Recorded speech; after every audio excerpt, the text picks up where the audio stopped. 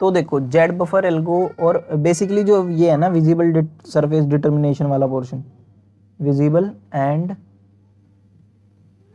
या फिर विजिबल और hidden surface determination, hidden surface determination, ये वाला पोर्शन आ जाता है अब। ठीक है, इसमें क्या है, इसमें हमारा लाइक सबसे पहले ना ये जो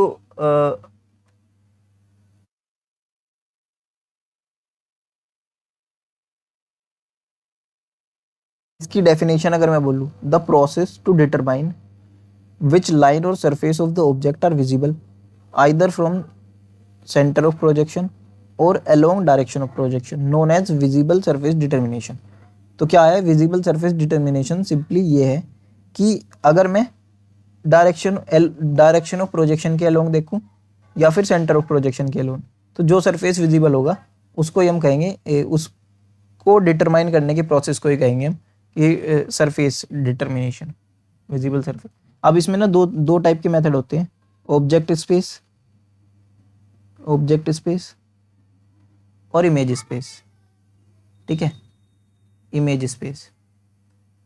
अब जो इमेज स्पेस है ना, इसमें क्या है कि जैसे ऑब्जेक्ट स्पेस में तो क्या है कि फिजिकल कोऑर्डिनेट गिवन होंगे हमें, हम फिजिकल कोऑर्डिनेट पे वर्क करते हैं, फिजिकल कोऑर्डिनेट।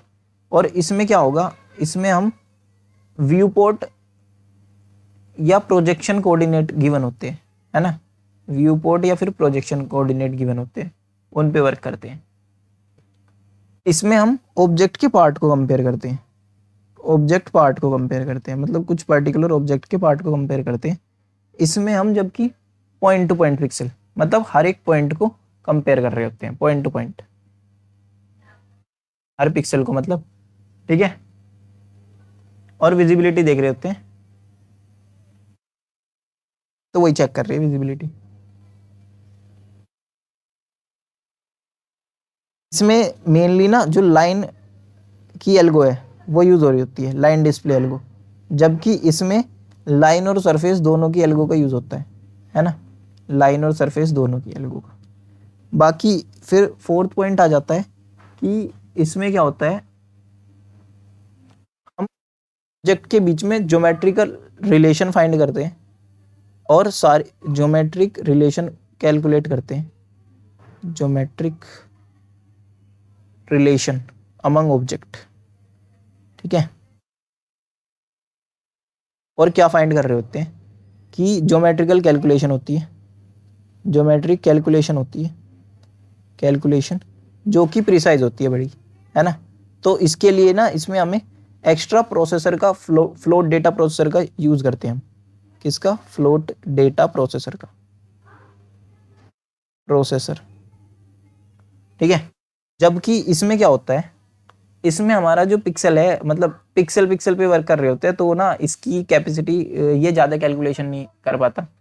सिर्फ इसकी जो कैपेसिटी होती है वो 500 मल्टीप्लाई बाय 500 कुछ ऐसे होती है ना। तो और इसमें क्या है कि टाइम जो है वो इंक्रीज हो जाता है।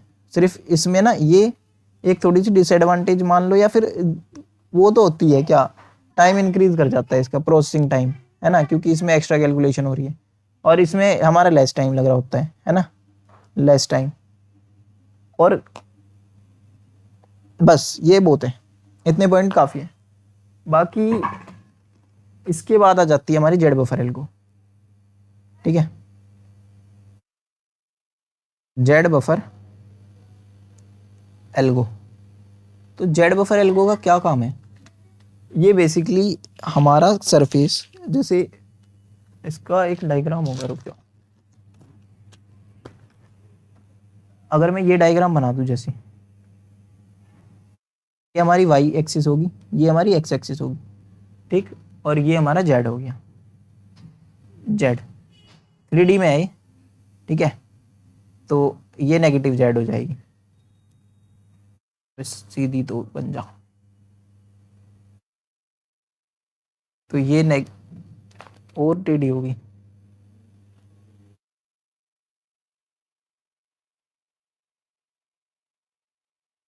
चलो जैसी भी है, तो ये हमारा नेगेटिव जेड हो जाएगा, है ना। अब इसमें क्या है कि सपोज ये हमारे कुछ सरफेसेस हैं,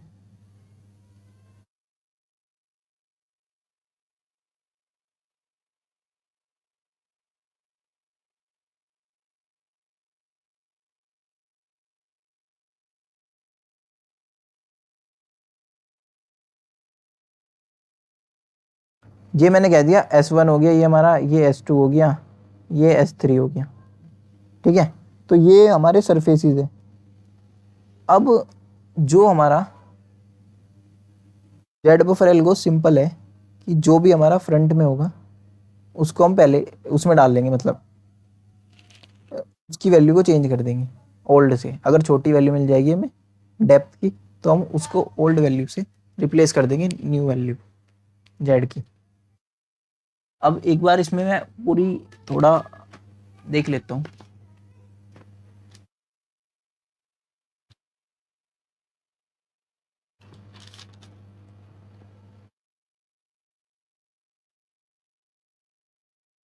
सबसे पहले तो जेड बफर एल्गो में दो होते हैं फ्रेम, फ्रेम बफर, मतलब दो बफर का यूज़ होता है, एक तो फ्रेम बफर का और एक होता है हमारा इमेज बफर का, ठीक है, इमेज बफर। अब फ्रेम बफर में तो हमें पता ही है कि हर पिक्सल की इंफॉर्मेशन स्टोर होती है। इमेज बफर में हर पिक्सल का एट्रीब्यूट, रुक जाओ, frame buffer is used to store the attribute of each pixel, ये तो हमें पता ही है। इमेज बफर में हर पिक्स मतलब इमेज स्पेस का जो भी वो होगा एट्रीब्यूट हर इमेज का, वो स्टोर करेंगे।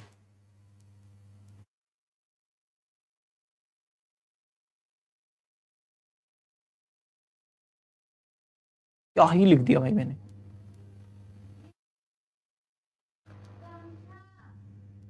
एक मिनट, इसमें ना मतलब फ्रेम बफर तो ठीक है, एक हमारा इमेज स्पेस मेथड अगर यूज होगा ना, तब उस केस में हो रहा होगा इमेज बफर का यूज, ठीक है, अगर हम इमेज स्पेस मेथड यूज कर रहे होंगे। बाकी तो ऑब्जेक्ट स्पेस और इमेज स्पेस दोनों मेथड है, तो दोनों में कोई सा भी यूज हो जाएगा, है ना। और फिर इसके बाद आता है हमारा जेड बफर। मेनली इसमें मतलब दो ही बफर है, frame buffer, Z buffer. Frame buffer में हमारी हमें ऑलरेडी पता है कि पिक्सल की इंटेंसिटी वैल्यू स्टोर होती है ना।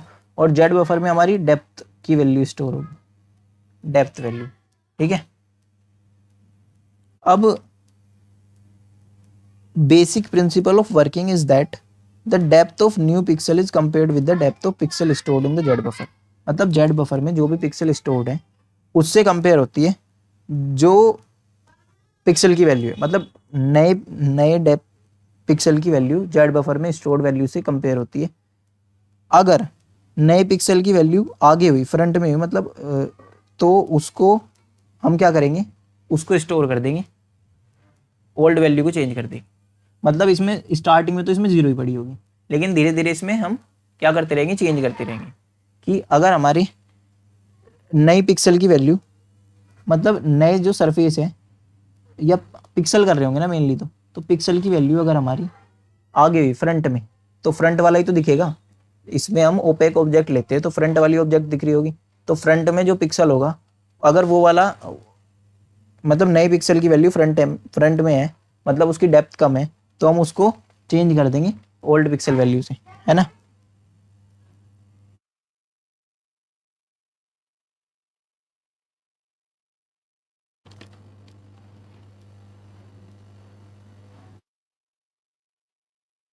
इसके बाद हमारा बाकी तो कुछ नहीं है। इसके बाद ना इसमें हमारा ये आ जाता है इसकी एल्गो, तो ये तो इसके बाद हमारी इसकी एल्गो आ जाती है ना। इसका मेन वर्किंग का तो पता चल गया कैसे होती है, कि हम जेड बफर में जो डेप्थ की वैल्यू होगी उसको कंपेयर करेंगे नई पिक्सल की वैल्यू से। अगर उसकी वैल्यू छोटी आई, मतलब वो फ्रंट में आया पिक्सल, तो हम क्या करेंगे, उसकी वैल्यू ओल्ड वाली वैल्यू से अपडेट कर देंगे, ठीक है। ओल्ड बफर की वैल्यू को अपडेट कर देंगे और स्टार्टिंग में जेड बफर में सारी जेड वैल्यू 0 होती है ना, सारी वैल्यू को हम 0 से इनिशिएट करते हैं। तो अब क्या करते हैं इसमें ना, इसकी जो एल्गो है for each polygon, pseudo code हो गया मतलब ये, मतलब सपोज कर लो पॉलीगन पी है इन द पॉलीगन लिस्ट। हम क्या करेंगे, हमें क्या करना है, ये बेसिकली पॉलीगन पॉलीगन को क्रिएट करने के लिए यूज हो रहा होगा, है ना। फॉर ईच पिक्सल एक्स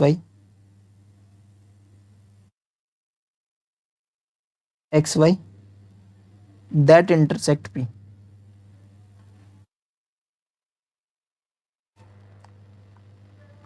तो जो भी पिक्सल हमारा पी को इंटरसेक्ट कर रहा होगा, हम उसकी वैल्यू उसको चेक कर रहे हैं, है ना। तो ये तो पॉलीगन ड्रॉ कर लिया हमने पहले तो, और फिर दूसरे में एक ये जो फॉर लूप है वो कह रही है कि हर पिक्सल को हम चेक करेंगे, अगर वो पॉलीगन को इंटरसेक्ट कर रहा है तो हम देखेंगे कि वो फ्रंट में है या मतलब उसकी वैल्यू, उस पिक्सल को कंपेयर कर लेंगे जेड बफर की वैल्यू से, है ना। बस ये है। अब क्या करेंगे, कैलकुलेट, इसके बाद है हमारा कैलकुलेट जेड डेप्थ, ठीक, of P at X comma Y, X comma Y पे डेप्थ निकालेंगे। अब क्या हुआ, अगर डेप्थ हमारी जो डेप्थ है, ठीक है, वो लेस आई जेड बफर पे जो वैल्यू पड़ी है ना, तो हम क्या करेंगे देन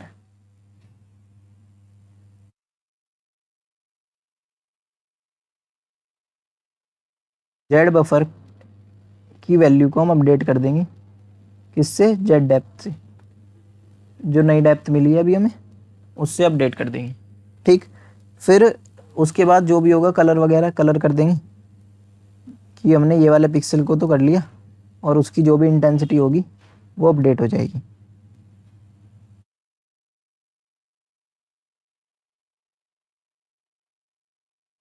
हमारी एल्गो होगी लास्ट में, ये एल्गो पता है हमें क्या रिजल्ट दे रही होती है, display colour matrix, colour array, sorry, सारा मतलब जो इंटेंसिटी का एरे है वो दे देगी, जिससे हमारा जो फ्रंट वाला सरफेस होगा वो दिख जाएगा, जो पार्शियली विजिबल होगा वो पीछे वाला वो दिख जाएगा, बस। बेसिकली ये एरे ना डिस्प्ले कर रहा होगा intensity of visible polygon surface, जो भी विजिबल होगी उनकी इंटेंसिटी बता रहा होगा ये डिस्प्ले एरे, ठीक है। तो ये इसकी एल्गो होगी, एक बार रिपीट कर देता हूँ कैसे कैसे थी। स्टार्टिंग में हमने क्या करा, फॉर लूप लगाई जिसमें हमने पॉलीगन लिस्ट में से पॉलीगन को उठाया, और हमने पिक्सल को चेक किया कि अगर पॉलीगन से पिक्सल इंटरसेक्ट कर रहा है तो उस केस में हम क्या करेंगे, उसकी डेप्थ कैलकुलेट करेंगे, ठीक है। डेप्थ कैलकुलेट करी हमने, अब उस डेप्थ को कंपेयर करा कि जेड बफर में जो डेप्थ है उससे छोटी है क्या, अगर छोटी है तो जेड बफर की डेप्थ को हम अपडेट कर देंगे इससे, ठीक है। फिर कलर एक्स वाई को और जो भी है इंटेंसिटी उस पॉइंट पे अपडेट कर देंगे, बस। फिर लास्ट में डिस्प्ले कर देंगे कलर का एरे जो भी होगा, ठीक। अब कैलकुलेशन ऑफ देख, calculation of Z value for a surface position X Y, हमें पता है कि ना प्लेन की इक्वेशन क्या होती है, प्लेन की इक्वेशन ये है A X plus B Y plus C Z plus D, ये हमारी क्या है, प्लेन की इक्वेशन है ना। तो अब कोई पॉइंट एक प्लेन में होगा, मतलब कोई एक्स वाई पिक्सल है वो एक प्लेन में होगा, एग्जिस्ट कर रहा है या नहीं, उसको हमें तो जेड, मतलब हमें क्या करना है, जेड कोऑर्डिनेट निकालना है, जेड कोऑर्डिनेट से हमें क्या हो जाएगा, डेप्थ मिल जाएगी, है ना। जेड बफर एल्गो में डेप्थ तो चाहिए हमें, तो हमें जेड कोऑर्डिनेट निकालना होगा, है ना, क्योंकि हम मानते हैं वो एक्स वाई प्लेन में होगा हमारा, ठीक। तो हम क्या करेंगे, यहाँ से अगर जेड की वैल्यू निकाल लें तो हमारी ये आ जाएगी ए एक्स माइनस बी वाई और माइनस डी अपॉन सी, ठीक है। ये हमारी सेकेंड इक्वेशन हो जाएगी। अब मान लिया हमने ना कि ये तो जेड की वैल्यू ऐसे निकाल लेंगे हम, लेकिन मान लिया कि हम ना मतलब एक स्कैन लाइन है ये, ठीक, इसमें हमने इस पिक्सल की वैल्यू निकाल ली, अब नेक्स्ट की निकालनी है हमें x+1 की, ठीक। तो हम बार बार ये क्यों कैलकुलेट करें इतनी सारी चीज़, x+1 की वैल्यू निकालनी है ना हमें, तो हम क्या करेंगे,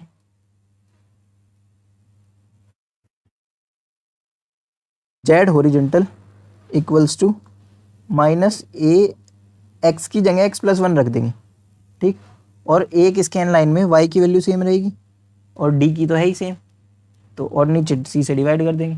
तो अब यहाँ से क्या आ जाएगा, हमारा पहली वाली इक्वेशन बन जाएगी, मतलब जो सेकंड इक्वेशन है वही बन जाएगी, सेम ही तो बन जाएगी, सिर्फ क्या बचेगा, a/c बचेगा, -a/c बचेगा। तो क्या बचेगा, कुछ ऐसे हो जाएगी ये ax minus by minus D upon C, और एक हो जाएगा -a, ये बच रहा होगा, है ना।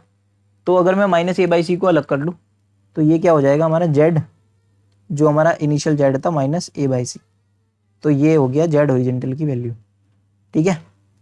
अब सेम ही सिनेरियो है, अगर मैं नेक्स्ट स्कैन लाइन में चला जाऊँ, मतलब मैं क्या हो रहा है, वर्टिकल, z वर्टिकल निकालना है मुझे, तो मैं क्या करा, मैंने y की वैल्यू को बढ़ा दिया, मतलब घटा दिया, सॉरी, एक नीचे आ गया ना ऊपर से, तो ऐसे करता हूँ ना स्कैन ऊपर से नीचे की साइड।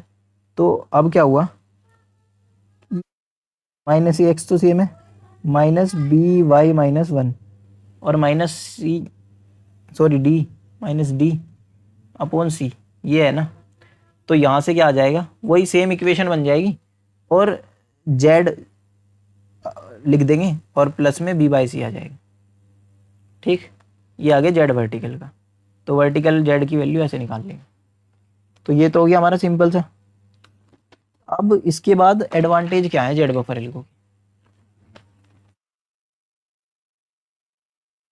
तो advantage of Z buffer algo, advantage, इसके एडवांटेज है कि it is easy to implement and require no any sorting of surfaces in a scene, मतलब इजी टू इम्प्लीमेंट है ना, इजी टू इम्प्लीमेंट, और यहाँ पे ना सरफेस की सॉर्टिंग भी नहीं करनी पड़ती हमें, no sorting of surface,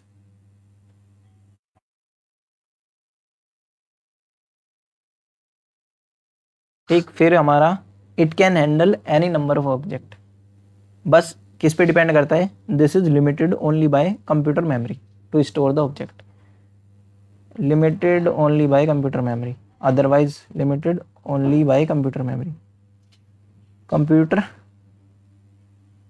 memory, है ना। बाकी तो ये क्या है कि it can handle any number of object, simple hardware implementation, simple hardware implementation, ठीक है। और फिर इसके डिसएडवांटेज भी है कुछ, डिसएडवांटेजेस, वो क्या है कि एक तो सबसे बड़ा डिसएडवांटेज जेड बफर एल्गो का ये था, सबसे बड़ा डिसएडवांटेज कि ये सिर्फ ओपेक ऑब्जेक्ट पे ही वर्क करती थी, ओपेक ऑब्जेक्ट पे वर्क करती थी, है ना। तो इससे पता क्या, कि सपोज करो हमारी ना ट्रांसपेरेंट ऑब्जेक्ट है जैसे, तो ये सरफेस है, एक इसके पीछे सरफेस है, सपोज करो ये कुछ ऐसे करके, है ना। तो ये मुझे दिख रहा है, क्यों, ये ट्रांसपेरेंट है, तो ट्रांसपेर इस केस को ये हैंडल ही नहीं करती जेड बफर, बाकी तो ठीक है। तो इसको हैंडल करने के लिए वो ए फेस एल्गो होती है शायद से, ए फेस एल्गो, ठीक है। तो ये होती है, बाकी इसका और डिसएडवांटेज है डबल मेमोरी रिक्वायरमेंट, मतलब डबल मेमोरी रिक्वायरमेंट। फिर इसका the comparison of depth at each pixel में बी मोर टाइम कंज्यूमिंग, मतलब जो कंपैरिजन कर रहे हैं हम डेप्थ का, वो मोर टाइम कंज्यूमिंग है, तो एक डिसएडवांटेज ये भी हो सकता है। तो यहाँ तक तो हो गया हमारा, इसके बाद हमारी पेंटर एल्गो भी है, तो वो सब देख लेंगे बाद में, इस वीडियो करते हैं एंड, बाकी का जो भी पोर्शन बचा है वो मैं जल्दी से जल्दी कवर कराने की कोशिश करूँगा, ठीक है, बाय।